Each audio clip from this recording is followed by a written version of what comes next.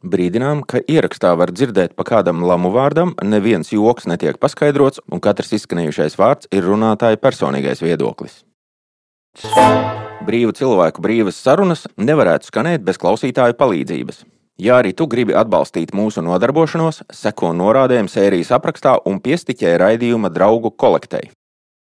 Šajā sērijā dzirdēsiet. Šobrīd ir tā, ja amīši saka lec, tad ir jālec. Jo bez viņiem nekāda Eiropas drošība neeksistē.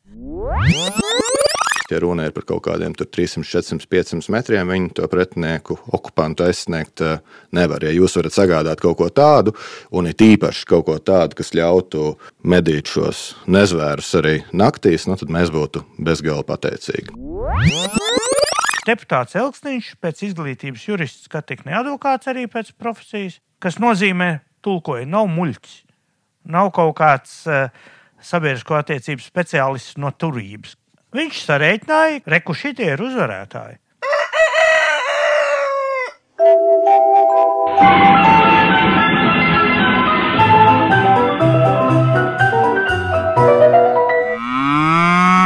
Jautājumi iz provinces, ja? Jā, jautājumi no provinces. Dzintris un Mārcis dzīvo laukos, bet nevar palikt vienaldzīgi pret valstī notiekošo. Jauna nedēļa, jauns raidījums. Šis raidījums nedaudz atšķirsies no iepriekšējiem ar to, ka Dzintris mums ir klātnēsošs, kā mēs visi ļoti labi zinām, kā jūs visi ļoti labi zināt. Viņš ir Āfrikā, sūta sveicienus un pelikānu bildes mums, vai kaut kāda cita liela putna, nezinu, varbūt tie nebija pelikāni. Bet raidījums ir, sazvanām Mārcis, sveiks Mārcis, vai tu esi pieslēdzies? Visnotaļ Aumežu pieslēdzies, ja? Tātad studijā vienalga, mēs esam trietā, pie manis ciemos Edijs Majors. Sveiks, Edij! Labrīt, labdien, labvakar! Tikko svaigi no aizkrauklas un pilnīgs laucinieks. Tad, sēž te dubļonkā un vaļinkos un parunāsim. Šis raidījums mums ir tāds tā kā atdodams parāds. Mēs esam jau vairāk kā mēnesi jau ēterā, bet neesam īsti runājuši par pagājušā gada galveno notikumu karu. Pa karu katrā raidījumā runāt varbūt arī nebūtu diezko jautri, bet gads ir apkārt, kopš karš ir sācies vai turpinās. Nerunāt par karu nevaram, un tāpēc ir Edijs šeit. Kas ir Edijs, mēs varbūt nedaudz vēlāk pastāstīsim, bet pirmais, ko varu droši pateikt, ir tas, ka viņš ir šaurās aprindās plaši pazīstams. Un mūsu šaurajās aprindās viņš ir pazīstams ar to, ka gādā Ukraiņiem snaiperu šautenes. Es pareizi pateicu, tā ir? Jā, tā laikam ir visvienkāršāk definēt to, ko nevis es, bet mēs ar kolēģiem darām, jo, mūsdienās katrs sakāmais jāsaka to garo atrunu par to, ka tu neesi viens. Ka es neesmu viens un ka pateicos šīm te valsts iestādēm, šīm te privātpersonām. Tu vēl pagūsi. Jo es saprotu, ka tas nemaz nav tāds baigi vienkārši savādāk tu to viens darīt. Bet varbūt divos vārdos to stāstu, kurā brīdī tu sāki ar šito nodarboties. Tas bija aprīlis, kad kopā ar kolēģiem dombiedriem Latvijas Mednieku savienībā, tātad organizācija, kas apvieno medniekus, sapratām, ka klau ar tādu humanitāru palīdzību Ukrainai, kas, protams, ir vēlama un atbalstām, bet varbūt ir nedaudz par īsu. Turpat tās bija arī Bučas notikumi, kas tikko kļuva publiski. Un tas kaut kādā veidā arī kalpoja, kā mēs tagad mūsdienās teikt, triggers tam, ka mēs sapratām, ka uz Ukrainu ir jāizsūt arī kaut kas karstāks par toalettas papīra rūli. Bet tu tagad visu laiku mēs, bet tas bija tomēr tu, kas tā saprati. Nekautrējies. Tu zini, es neatceros. Tiešām neatceros. Un nav arī tik būtiski. Man liekas, būtisks ir tas rezultāts. Bieži ar tām labajām idejām ir tā, ka no sākuma tu izdomā, sāc darīt, un tikai tad tu saskaries ar visiem tiem zemūdens akmeņiem un saproti, ka patiesībā nonākt līdz kaut kādam rezultātam ir ļoti, ļoti sarežģīti un grūti. Un tas, ko mēs izdomājam, kas ir jādara, ka ir jāvāc ziedojumi un jānokomplektē garstobri ieroči, karabīnas, ar kurām var uzšaut pa mērķiem jau tālākās distancēs. To ideju mums patiesībā, neteikšu, ka pameta, bet apstiprināja arī kolēģi Ukrainas pusē, jo mēs viņiem prasījām, kas ir tas, kas jums ir reāli nepieciešams, reāli vajadzīgs. Un tad viņi teica, ka dotajā brīdī ir tā, ka pie mums te džeki uz fronti ir atnākuši ar kādām kājās, viņi grib, viņiem deg acis un tā tālāk, bet viņiem trūkst tā tehniskā nodrošinājuma. Ja? Tur varbūt uz vairāku cilvēku kompāniju ir 1 vai 2 instrumenti, tuvām vidējām distancēm, bet, ja runa ir par kaut kādiem 300, 400, 500 metriem, viņi to pretinieku okupantu aizsniegt nevar. Ja jūs varat sagādāt kaut ko tādu, un it īpaši kaut ko tādu, kas ļautu medīt šos nezvērus arī naktīs, tad mēs būtu bezgala pateicīgi. Varbūt klausītājiem pastāst, jo ne visi ir mednieki un karavīri, tātad karabīni tas ir... Karabīni ir medību ierocis, vai ierocis, ko izmanto arī militāristi, kas ļauj šaut un trāpīt distancēs, kas ir tālākas par 100, 200, 300, 400 metriem, 500, 600. Ja? Militārie rekordi apstiprinātiem trāpījumiem pārsniedz pat vairākus kilometrus. To var izdarīt ar karabīnu. Un tu, kuras gādāji, tās kilometrīgās vai tās 500 metrīgās? Redzi, tā īsa atbilde būtu laikam, ka tās drīzāk 500 metrīgās, jo, lai izdarītu veiksmīgu šāvienu, tajās ļoti tālajās distancēs svarīgi ir ne tikai tie dzelži un tas aprīkojums, bet arī tavs iemaņas. Bet iemaņas Ukraiņiem bija? Tie ieroči nonāca nevis pie entuziastiem, kuriem ir tikai griba, bet pie cilvēkiem, kuriem arī bija prasmes. Bet daudz no viņiem, starp citu, Ukrainā ir arī mednieki, kuri, loģiski karam sākoties, ir aizgājuši cīnīties. Ja. Labi, vai tu vari atklāt, ja tas ir sakāms vai stāstāms, ko tu esi pagūvis tur sagādāt turieni? Cik un ko jūs esat sastrādājuši? Savākti naudas izteiksmē līdz šim brīdim ir nedaudz pāri par 100,000 eiro, kas, protams... 100,000. Opā ir, ja mēs šo naudu mēram pēc savām mērauklām un pārēķinām flīzēs un saremontētās mašīnās, vienot savās vajadzībās. Uz kara fona tas tāds spļāviens jūrā, šķietami. Bet tā ir latviešu publikas samest naudiņu. Pazīstam, kādu gnīdz mēs esam. Īstenībā, milzu summa. Pilnīgi piekrītu. Tīpaši pastoties, ar kādu vērienu darbojas brāļi lietuvieši, summa ir gana solīda, teiksim tā. Jā. Gana solīda, bet jāņem vērā arī konteksts, ka tas bija tas pavasaris, ka tikko, es būtu izbrīnīts, ja mēs patiesībā tādu summu nebūtu savākuši, tad es būtu pat varētu teikt nedaudz vīlies, jo tas bija tas brīdis, kad tās okupantu zvērības tika publicētas viena pēc otras, un skaidrs, ka tas palīdzēja kaut kādā veidā. Ja. Bet 100,000 tas ir cik plintēs? Atkarībā, kurš pērk. Vai pērkam vai pārdodam? Ja? Atkarībā, kurš pērk. Mums kaut kā izdodās baigi lēti nopirkt, bet es skatos, ka ir citas institūcijas, kuras, es nezinu, es varbūt nemāku, man tas liks kalkulators un kaut kā sanāk izdevīgi viņas nopirkt. Bet tā tad ir runa par 10 ieročiem? Nē, tāpēc, ka viena ieroča tad kārtīgi nokomplektēšana maksā apmēram 6 līdz 10,000. Es zinu, ka diezgan liels solis, bet jāsaprot arī tas, ka dotajā brīdī tas tirgus, militāro tehnoloģiju vai medību tehnoloģiju, viņš ir tāds, kāds ir. Tās cenas tur staigā vienā virzienā, arī gan pārsvarā, ja?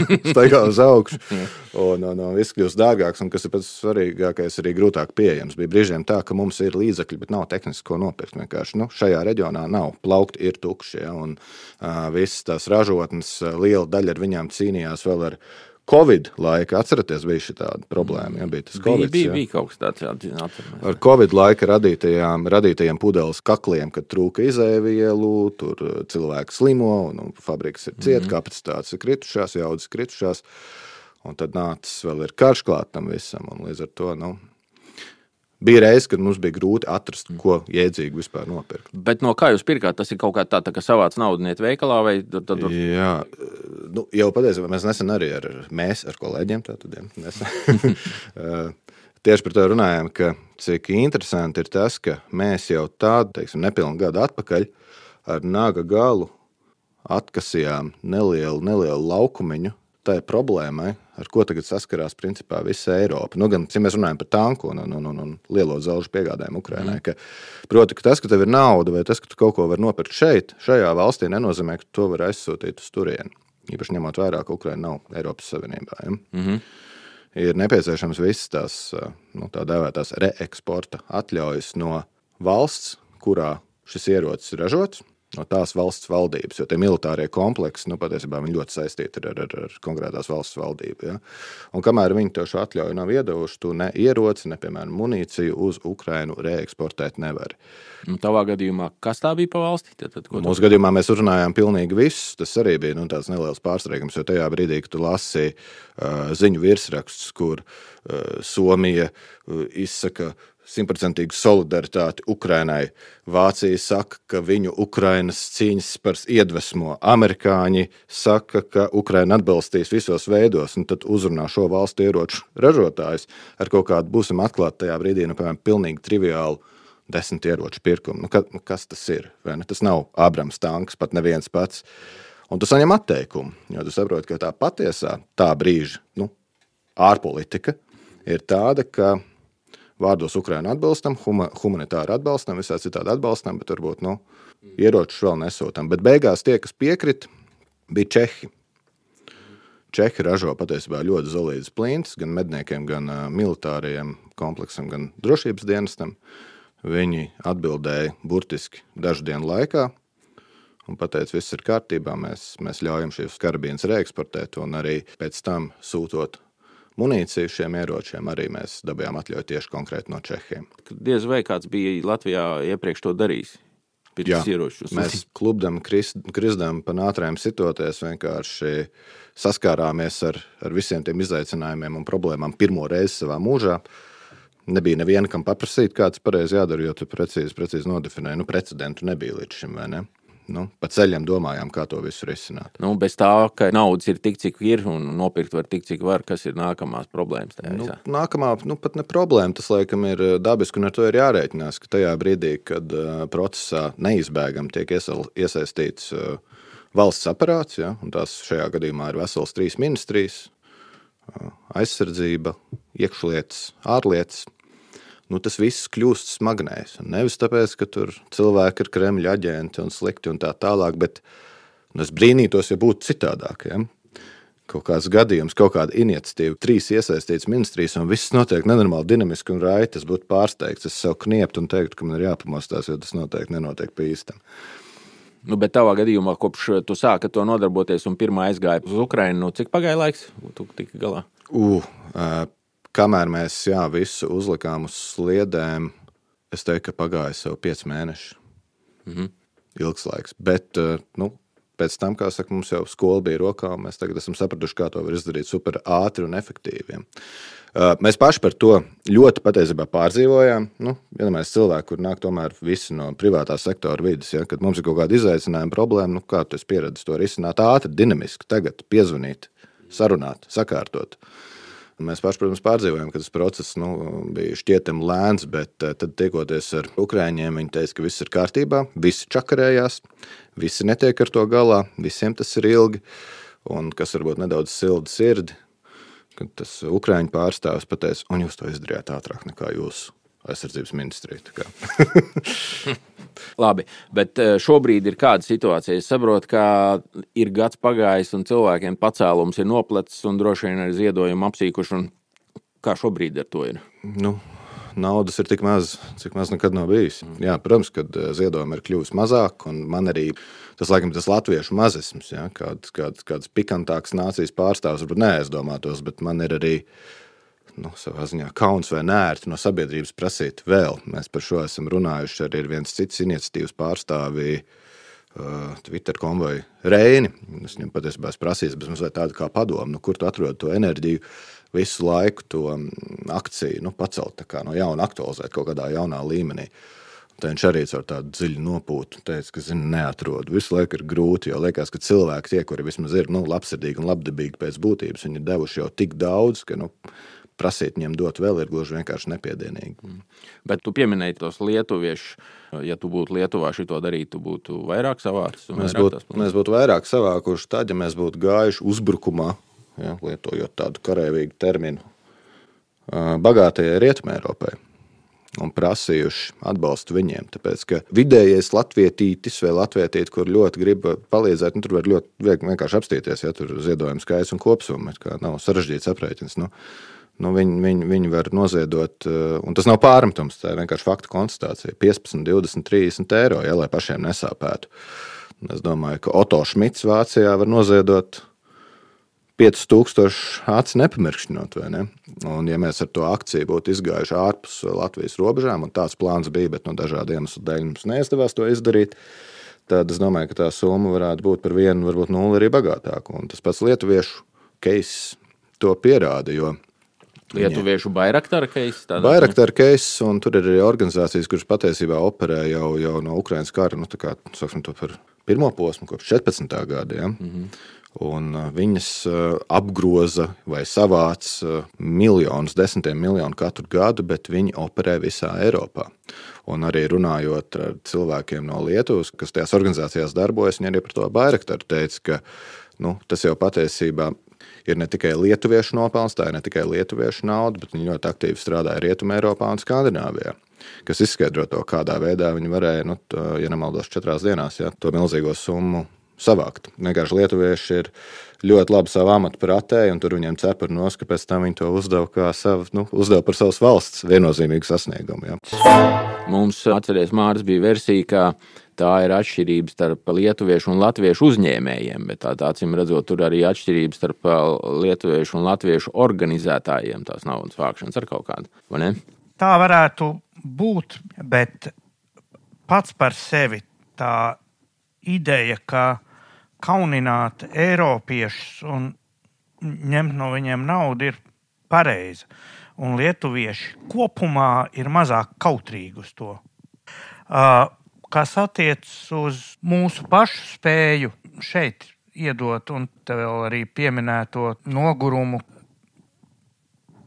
Man arī pirms kādiem gadiem bija tāda situācija, ka mājās bija 2 mašīnas, viena no kurām bija 4-velkošs auto, un ja to būtu bijusi tāda situācija, visticamāk viņi nonāk tur Pozņaka saimniecībā un tur viņi aiziet, bet ļoti reti, kuram gada laikā ir 2 liekas mašīnas, ja?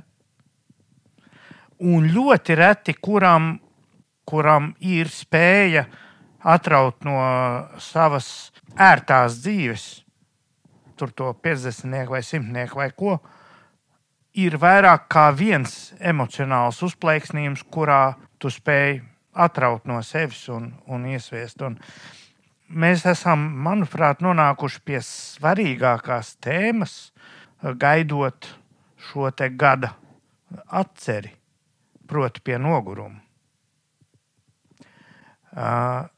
Sabiedrības atbalsta uzplaiksnījums martā, aprīlī bija unikāls, bet cilvēka kā humanoīda izdzīvošanas veids ir pielāgoties. Mēs pielāgojamies šai situācijai, mēs aprodam ar to psiholoģiski, un tad iestājas tas, cik var. Un tad ir šī te noguruma sajūta. Un šis ir tas, par ko, manuprāt, mūsu raidījumā būtu vērts atgādināt. Tie, kas regulāri lidojuši lidmašīnās, zina, ka tur ir tā bezgalīgā tā atkārtošana. Te jūs tā izejas, tur izejas. Pa labi, tā ir retajā neiespējamā gadījumā, ja mūsu lidmašīna jobņīsies, tur iedegsies strīpiņas, pa kurām jūs tur varēsiet maukt. Bet visā tajā tekstā ir viena ļoti svarīga detaļa. Tā ir neticamajā gadījumā, ja lidmašīna dehermetizēsies. Proti, ja viņai iešaus kārtējais tur strelkos ar savu buku, ja, tad jums no paneļa virsmas izkritīs elpojamās maskas. Un tur ir ļoti svarīgs punkts. Vispirms uzlieciet masku sev un tikai tad bērnam, kas jums ir klēpī. Šis ir ļoti svarīgs punkts. Šajā neticamajā gadījumā, ka Krievi slepkavo Ukraiņus, šajā neticamajā gadījumā, ka šie te orki ir pasākuši sen iecerēto nelietību, šajā neticamajā gadījumā, ka maskas nokrīt, pirmā maska ir jāuzliek sev, dabūt skābekli, lai tu varētu palīdzēt savam bērnam. Jo ja tu sāksi palīdzēt savam bērnam un pats zaudēs samaņu, no tavas palīdzības nebūs nekādas jēgas.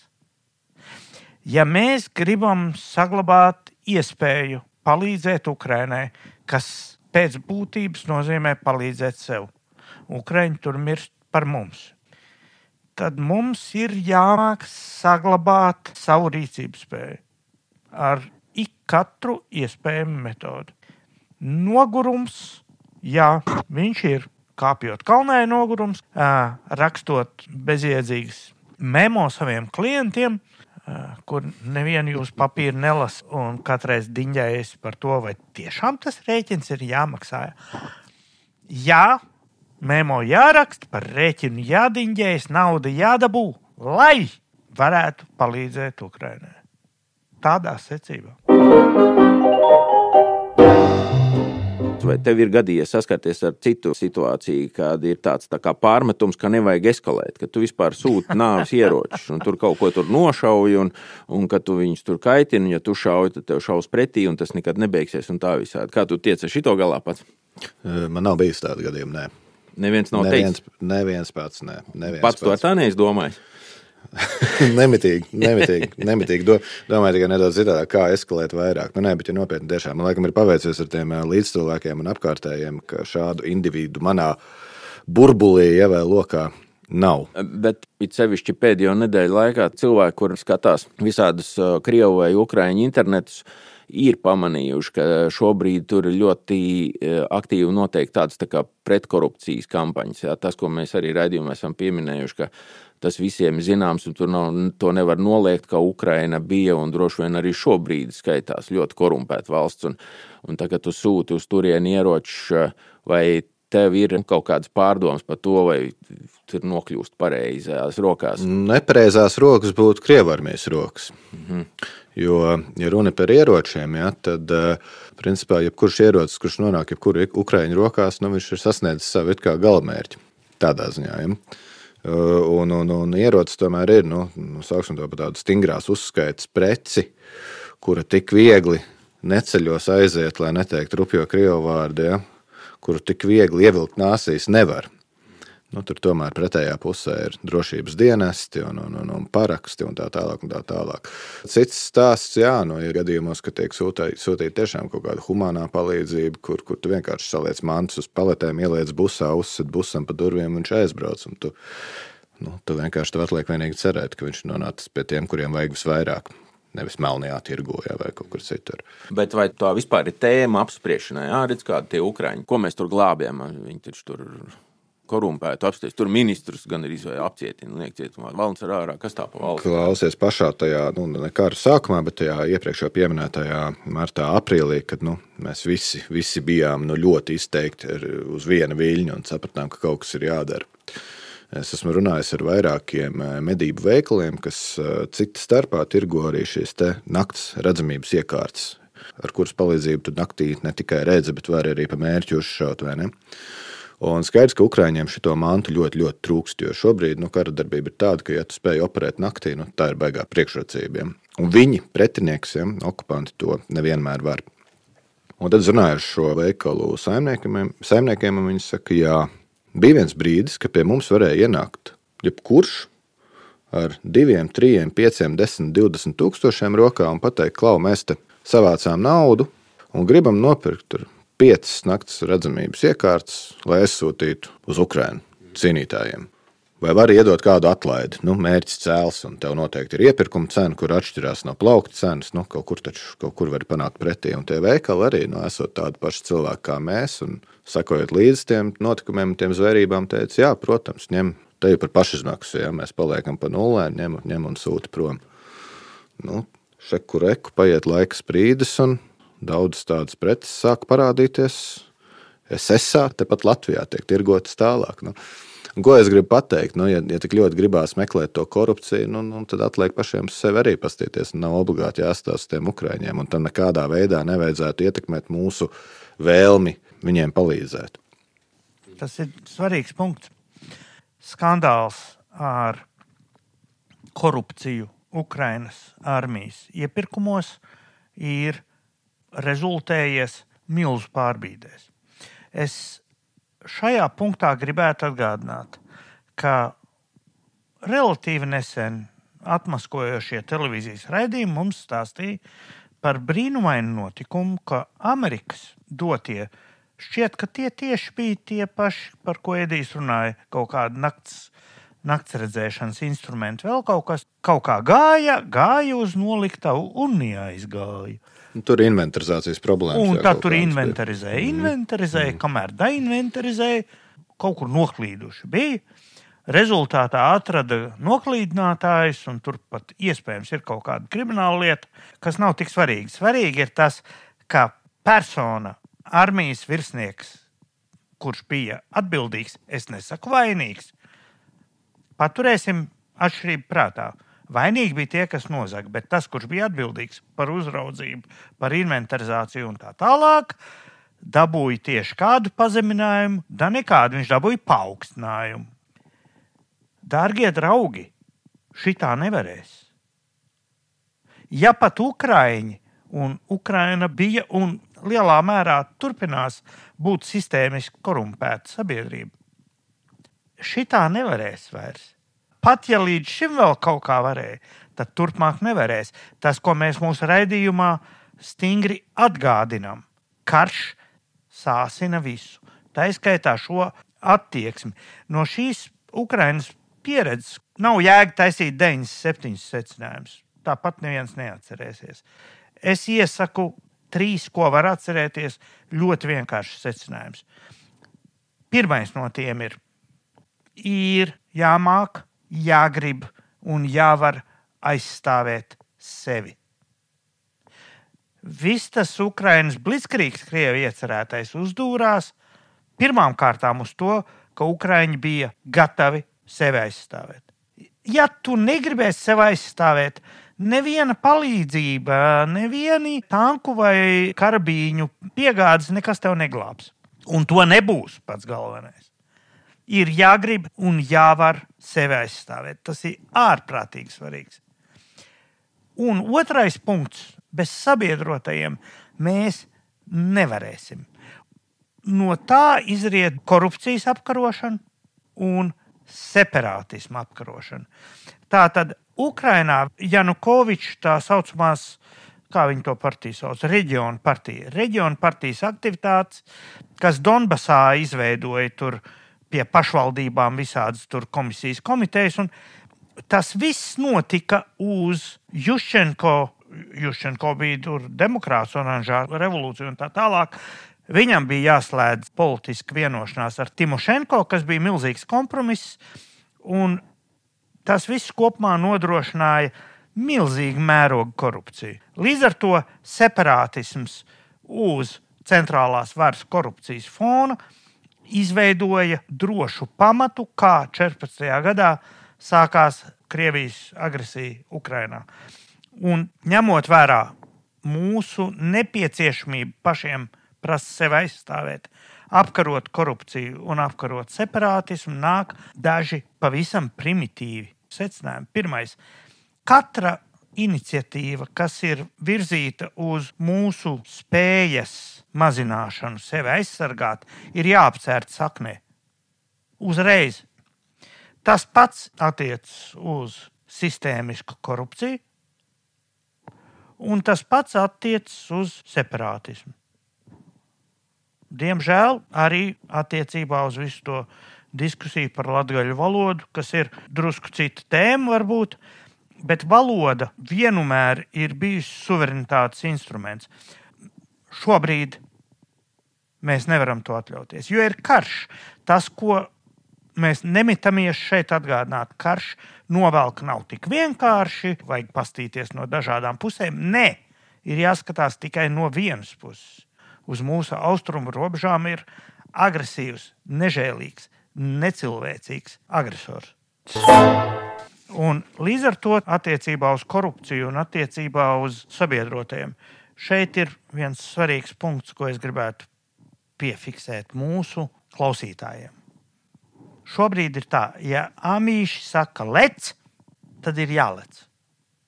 Un viss, šī tik vienkārši. Jo bez viņiem nekāda Eiropas drošība neeksistē. Ja kādam bija kādas šaubas, un tur viss nebija tik vienkārši, tagad ir viss tik vienkārši. Ir vai no amerikāņu atbalsts, vai tev ir darīšana ar vārīto aknu desu Šolcu, vai Putina telefona seksa draugu Makronu. Ja? Ja tavi sabiedrotie, īstie sabiedrotie saka, ka viņiem nepatīk, kā tu tur kūņojies, tad vajag padomāt. Saulaicīgi. Jo visi tie Eiropas draudi par visu kaut ko tur, mēs jums tur tā, ja jūs tur bērniem skolā nemācīsieties par dragkvīnām un tā, ko tā jūs tur tā, tie ir saimnieciska rakstura draudi. Mēs jums nedosim tur naudu, ko Elert un citi tur varētu izņargāt, ja? Nu, ja nedodiet, tie ir saimnieciska rakstura draudi. Izdzīvošanu var dot tikai NATO. Un tā tad ASV. Tas ir šitik vienkārši. Piedodiet par cinismu. Nē, nevis piedodiet, laboju. Atvainojiet, ja?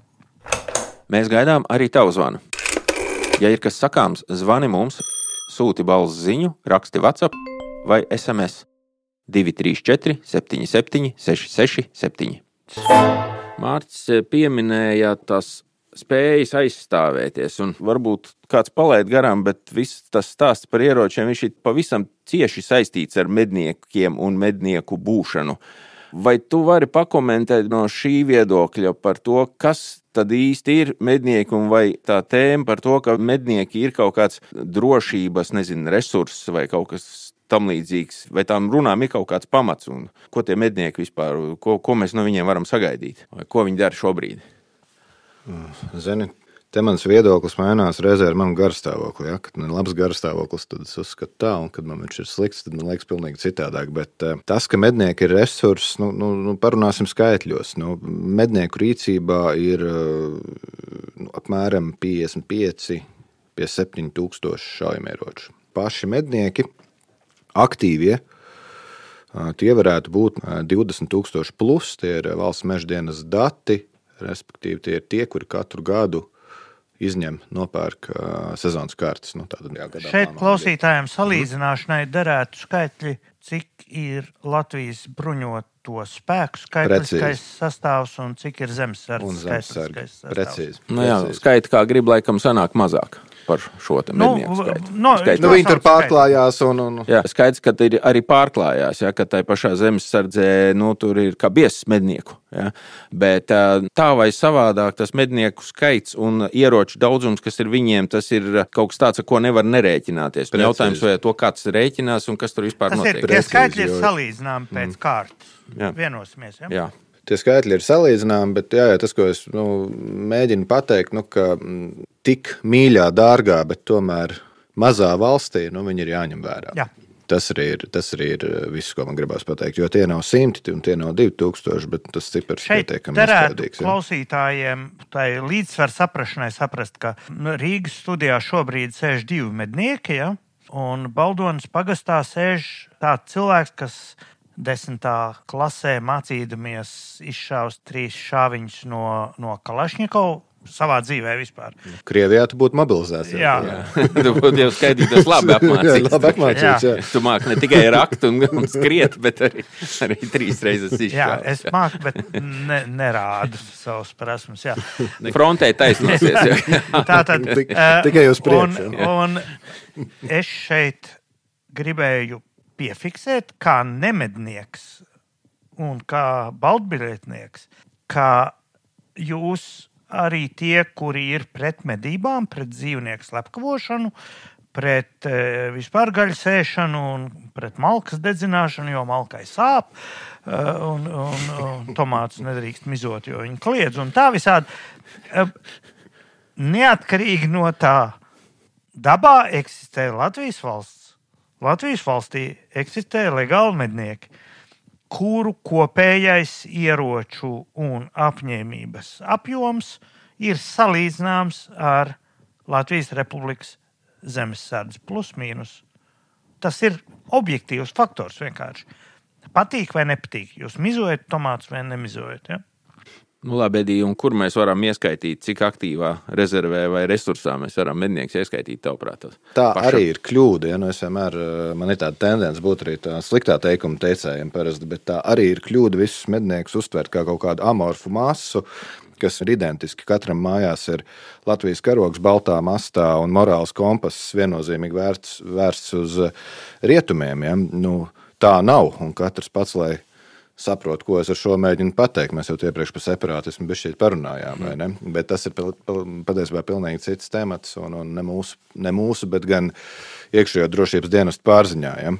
Tikko bija tā aptauja par to, ka tikai 4% Latvijas iedzīvotāji atbalsta, tā bija labi, jā, atbalsta to Putina karu. Mēs visi... Brīnums, ka ne mīnus 0,4. Jā. Ko tu esi šitā gada laikā, ņemoties ar tām šautenēm, ko tu esi sapratis, vai tev ir kaut kas noskaidrojies? Tu esi kaut ko secinājis par to resursu un drošību. Es domāju, tur ar to iepriekš pieminēto morāls kompasu tiem cilvēkiem, kas ir tajā manā tuvajā lokā, ir viss kārtībā, bet, kā jau es teicu, ne visi mednieki ir vienādi. Ja? Ir jābūt ļoti piesardzīgiem, tad, kad mēs bārstāmies ar pieņēmumiem, ka x stundā tagad šie visi 20-21 tūkstoši cilvēku tagad skries uz austrumu robežu un kaut ko darīs otrs, ka patiesībā tāda pašiniciatīva militāra konflikta gadījumā var pat būt, es teiktu, drīzāk bīstami. Ja? Tāpēc, Tāpēc, saprotu, kāds labu gribot, esot labi aprīkots ar nakts redzamības iekārtu, pamana pāri laukam, brienam 4 militāri paskatu vīrus, 4 šāvienu vīri gar zem, bet izrādījās, ka francūži, ja? No sabiedrotajiem. Tās ļoti abstrakts piemērs, bet kāpēc, lai tā nevarētu gadīties? Ko mēs varam par to, kas ir jādara un kas nav jādara, lai gatavotos kaut kādai stundai X un ar medniekus, kaut kā tur iekļaut vai vismaz panākt, lai tur nenotiek kaut kas slikts?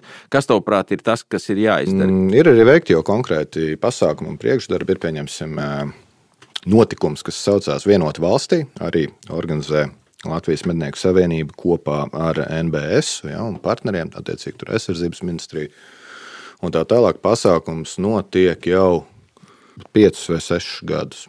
Un tas ir pasākums, kurā medniekiem, tiem, kas vēlas, ir iespēja kopā ar bruņoto spēku instruktoriem NBS šautuvēs apgūt, kā saka, papildus iemaņai tai pašai snaiperšaušanai dažādās distancēs, dažādos apstākļos un tā tālāk, kas ir ļoti vērtīgi, jo civilās šautavas, tās, kuras ir pieejamas ikvienam gribētājiem, Latvijā viņas tur katrā novadā ir, tur ir distances ierobežojums. Tu vari trenēties šaušanai tikai vienīgi 300 metros, kas kara apstākļos dažkārt ir krietni par īsu. Ja? Tāpēc šāda iespēja, kas tiek Vienot valstī ietvaros sagādāta, patiesībā ir ļoti, ļoti vērtīga. Plus papildus šaušanai tur notiek arī teorētiskās apmācības, sauksim viņas tā, ja, kur NBS eksperti atdara acis tiem naivajiem, kuriem liekas, ka tas, ka viņam mājās skapī ir plinti, ka viņš var iet un viens būt karotājs. Ja. Tā lieta patiesībā ir šausmīgi komplicēta, un tāpēc ir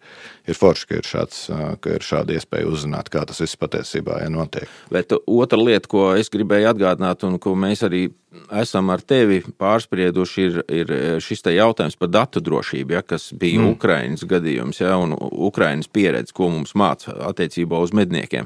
Ja, Krievu armija nākot iekšā, ko viņi dara? Tas, par ko mēs runājām iepriekš, tad ir šī datu drošība, ja, kā tie dati par mājvietām, kurās šie šaujamieroči ir, tiek glabāti. Nedrīkstētu pieļaut situāciju, ka okupējot novadu X un ar to dubļaino vaļinku atsperot šī novada policijas iecirkņu durvis un uzlaužot konkrētu kabinetu un atverot konkrētā kabinetā esošo visnotaļ nolupušo un bēdīgā stāvoklī esošo koku skapi. Tur ir mapes ar visām adresēm, uz kurām tev ir jāaizbrauc un, ieroči jākonfiscē un ar to īpašniekiem jāaizdara tas, kas jāaizdara. Ja. Kas tieši tā notika Ukrainā. Kas tieši tā notika Ukrainā. Un tā ir tāda ļoti sāpīga un aktuāla tēma, kura var atliek noplātīt rokas un žēl noteikti, kur ir jārisina valsts līmenī, ar kuru kaut kas ir jādara. Bet tā patiesībā varbūt nemaz nav tik sarežģīta lieta, un varbūt, ka tur arī kaut kas notiek, jo šobrīd notiek tā apliecība maiņa, varbūt, ka viņi tur kaut ko dara. Mēs jau nezinām. Mums tādas informācijas nav. Noteikti, ka tur viss ir balstīts ļoti racionālos argumentos un viss notiek uz labu. Tā tad nepateicīga lieta kaut ko prognozēt, bet vai tu savām šīm te aktivitātēm par to šaujamieroču gādāšanu un varbūt arī, tīri no tās ziedošanas viedokļa, kādā situācijā tu taisies darboties turpmāk ar tiem ieročiem? Naudas vairāk nav. Ko darīsi?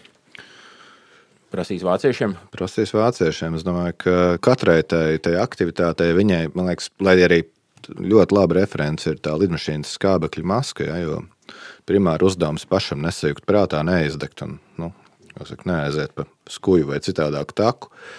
Katrai tai aktivitātei ir svarīgi ieskicēt gan kaut kādu sākuma punktu, gan kaut vai aptuvenu beigu punktu. Exit stratēģija. Exit stratēģija un nevis mēģināt, kā tur ir sist to beigto zirgu, ja, un domāt, kāpēc viņš vairs nejājas priekšu. Ja. Bet vienu posmu aizslēgt un varbūt uzsākt kaut ko pilnīgi jaunu. Man liekas, ka te tie savāktie 100,000. Tās gan simbolisks labs apaļš skaitlis. Šo mapīti varam vērt ciet, nolikt plauktā. Un ar jaunu enerģiju, ak, Dievs, kā skan pēc 5000 zīmju programmas, ja? Ar jaunu enerģiju ķerties pie jauniem izaicinājumiem. Bet, lai cik banāli neskanētu, man šeit tā pareizā pieeja. Paaugstināt kapacitāti, jā. Bet patiesībā kaut kas bija jāiemācās. Tas, ko mēs Ukrainā tur redzam attiecībā uz to, kā karo, ko var sagaidīt no sabiedrotajiem, kāpēc Ukraiņi var karot, cik ātri vispār notiek kaut kāda palīdzība, kā viņiem ar korupciju, kas arī pie mums ir problēma. Tas viss ir piemērs, no kurā mēs kaut ko varam mācīties, un tagad ir laiks tos mājas darbus pie sevis darīt, apmēram kaut kā tā. Neizdarīt kaut kādas secinājumus uz nabaga Ukraiņu rēķinu, būtu vienkārši stulbi, ja nelietīgi pret viņiem patiesībā, ne tikai pašiem pret sevi. Kas man šķiet ir pozitīvi vai interesanti, ka šīs ieroču akcijas ietvaros, kamēr es tur par to bļaustījos sociālos un visādi citādiem mēģināju tur pievērst sabiedrības uzmanību. Ar mani sazinājās tieši pāris dienas atpakaļ uz pirkstiem skaitīju kaut kādi 11 cilvēki, kuri līdz šim bija tik pacifistiski noskaņoti, gan ja runa ir par medībām, gan kaut kādām tur militārām lietām, cik vien iespējams, man liekas, viņiem agresīvākais priekšmets, kas mājā bija kaut kādu avokādo tosteru taisītājs, ja. Un sazinājās, viņi ar mani ir līdz šim sazinājušies tādā kontekstā, ka sāk tiešām prasīt un interesēties, kā tur vispār ir to šaujamieroču iegāde, kāda kurs ir jāaiziet, lai pie tāda varētu tikt. Kaut kādas pārmaiņas sabiedrībā notiek pat tajā, kas ir noskaņota bijusi izteikti miermīlīgi, ja, līdz šim. Tā, man liekas, ir tāda ļoti laba pārmaiņa. Par labām pārmaiņām sabiedrībā droši vien mums būtu grēks sūdzēties. Daudz, kas pirms gada mums izklausītos kā kaut kādas pārlieku optimistiskas fantāzijas, bet notiek arī kaut kādi otrādie procesi. Un, cik es saprotu, Mārtiņ, tu gribi vai vari par vienu no tiem noziņot, kas mums te notiek? Pagājušā nedēļā bija diezgan daudz ziņu par brīnumainiem notikumiem tajā, ko mēs esam vienmēr uzskatījuši par kaut kādu lielu ķīseli ar kopējo nosaukumu saskaņa, krievu vēlētāji, viss kaut kas tāds. Kas vienmēr ir bijis diezgan raiba kompānija, kur kopā turējās uz tā, ka tā bija parasti Saeimas vēlēšanu uzvarētāja, ar lielu deputātu skaitu Saeimā, ar lielu deputātu skaitu reģionos. Visiem deputātiem ir palīgi, visām frakcijām ir konsultanti. Mēs runājam par vairāku 100 cilvēku ekovidi, kuri pietiekoši labi varēja eksistēt un draudzēties ar ko viņi kuro reizi draudzējās. Un tādēļ es tādu pavisam īsu atgādinājumu skaitļus, kas parādītu, ka situācija bija noturīga, kas pārgāja nenoturīgā. 12. Saeimas vēlēšanās Saskaņai bija 23% balsu, 24 vietas. Tas bija lielākais vietu skaits Saeimā, ko Rietumē Eiropā saukt par vēlēšanu uzvarētājiem. 13. Saeimā nepilni 20%, 23 vietas arī vēlēšanu uzvarētāji, un 14. Saeimā bļaukt 4,8, 0 vietu. Kas tai starpā bija noticis? Un mana kā procesu vērotāja hipotēze ir tāda, ka Jāņa Urbanoviča vadībā Saskaņa pēdējos gadus meklēja iespēju, kā parādīt sevi, ka viņi nav Krievijas aģenti, ka viņi nav šīs te Jeģinojas Rasija turpinājums Latvijā, ka viņi ir kaut kas cits. Un, lai turpinātu šo līniju, viņiem bija jāieņem pozīcija 24. februārī. Un Jānis Urbanovičs nāca ar ļoti krasu paziņojumu, kurš pēc vārdu izvēles neatšķīrās no pilsoniskajām Latvijas partijām. Tas ir tas bullshit. Nē. Tā bija vārda izvēle ar kategorisku nosodījumu agresijai un saskaņā iestājās apjukums.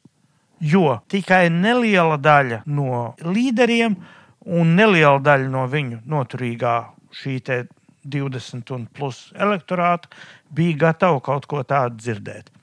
Un rezultātā milzu daļa no saskaņas ierastā elektorāta vienkārši neaizgāja uz vēlēšanu. Te gribu atgādināt pagājušās nedēļas aptauju par 4%, kurās. Jā, tas, kas man no mūsu sarunas konteksta svarīgākais šķiet, ir, kas notika ar saskaņas vēlētājiem Rīgā un Latgalē. Jo visu laiku ir bijis tāds izplatīts mīts, ka saskaņa ir purčiks un pļaunieki, un pārējais nav svarīgi. Tātad atkārtošu garlaicīgus skaitļus. 12. Saeimas vēlēšanas Latgalē saskaņai bija nepilni 40%, Rīgā 36%, kas deva deputātu skaitu no Latgales 6, no Rīgas 2.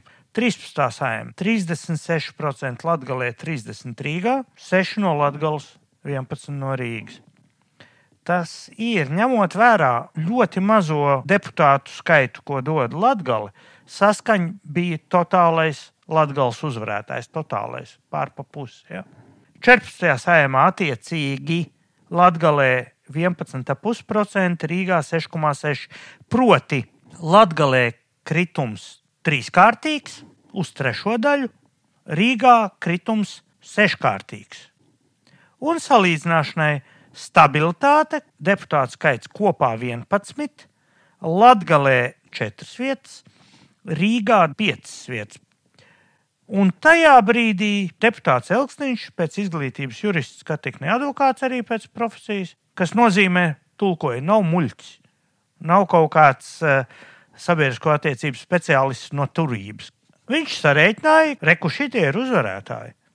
Un izstartēja ar paziņojumu par izstāšanos no saskaņas un savas partijas dibināšanu ar skaidru norādi, ka tā būšot reģionāla partija. Tā tad Latgales partija, kura pretendētu uz kādreizējo saskaņas noturīgo pozīciju Latgalē. Protams, ja vajadzētu kādreiz Latgales jautājumu atrisināt līdz galam, tad galvaspilsēta būtu jātaisa kaut kur Rožupē vai Maltā, jo Latgalē ir 2 pilsētas, Rēzekne un Daugavpils, kur nekad nespēja tikt galā ar to savu strīdiņu, kur te ir galvenie. Rēzeknē ir mērs Bartaševičs, saskaņas, ilgstošs dalībnieks, ir izstartējis ar virkni tādu paziņojumu, kuri, manuprāt, ir Latvijas krimināla likuma panta 74.3 objekts uzreiz. Ko tas nozīmē? Mēs esam pie ārkārtīgi bīstamas situācijas klāt. Proti, politisks spēks, kurš ir bijis prevalējošs Latgalē kā reģionā, kurš tur ir tīri objektīvi ieguvis līdz šim milzīgas vēlētāju proporcijas ap 40%, kurš ir ieguvis no turienes deputātu vairākumu, ko var deleģēt Saeimā, tur ir pozīcijas atdevis separātistiem. Šī situācija ir bīstama. Ja mēs to nenovērtēsim, mēs varam atrasties tajā situācijā, kur Ukraina atradās 14. gadā. Separātisms. Viņiem tā bija reģiona partija, mums te būs attiecīgā Elksniņa, Bartaševiča vai cita kāda vēl tur. Un uz milzīgas korupcijas fona centrālajā aparātā ir vitāli bīstams, eksistenciāli bīstams mums kā nacionālajai valstī. Tas, kas šobrīd ir jādara, tas nav politologu un nav vēlēšanu apskatnieku kompetence. Tā ir drošības iestāžu kompetence. Ir ar absolūtu kategorisku asumu jāķer jebkas, kas trāpa zem krimināla likuma 74.3, kas likuma izpratnē ir apdraudējums Latvijai. Un jebkurš agresoru valsts darbības attaisnojums tāds ir. Un tas ir jādara ļoti cieti. Tūdaļ.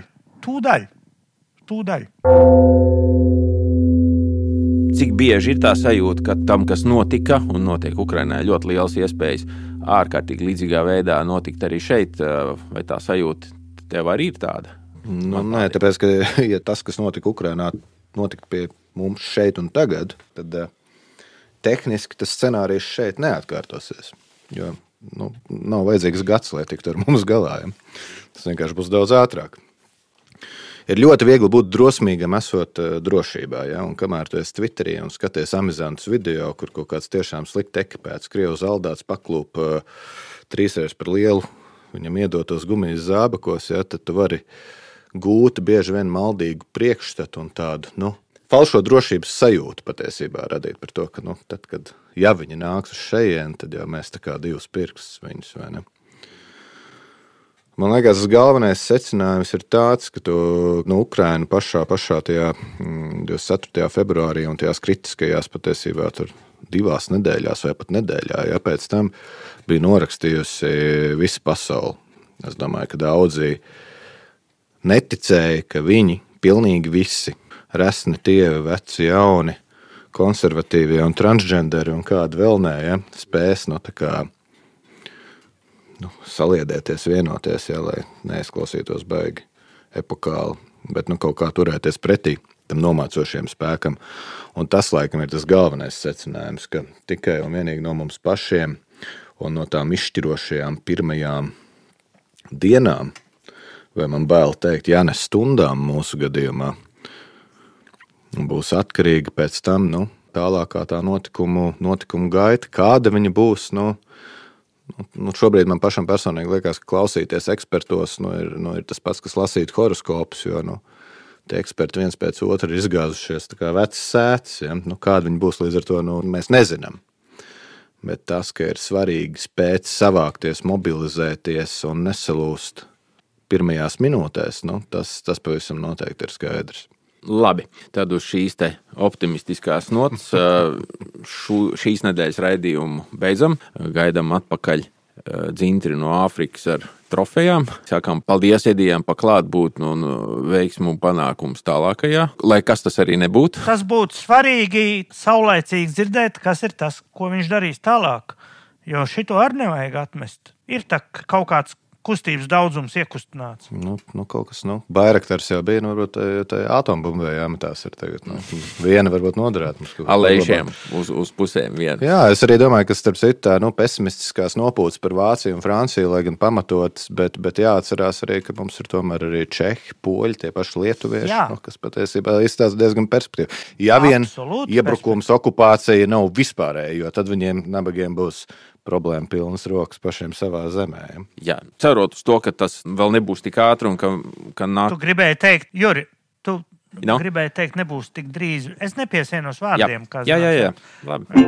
Jā. Tad ceram, ka nekas no tā, ko mēs šeit pieminējām, nenotiks tik drīz un daudz kas no tā, par ko mēs teicām, ka tam vajadzētu notiks drīzāk nekā mēs vēlamies. Paldies klausītāji par šo te vakaru. Tiekamies nākamajā nedēļā. Visu gaišu. Atā, paldies. Atā. Brīvu cilvēku brīvas sarunas nevarētu skanēt bez klausītāju palīdzības. Ja arī tu gribi atbalstīt mūsu nodarbošanos, seko norādēm sērijas aprakstā un piestiķē raidījuma draugu kolektei.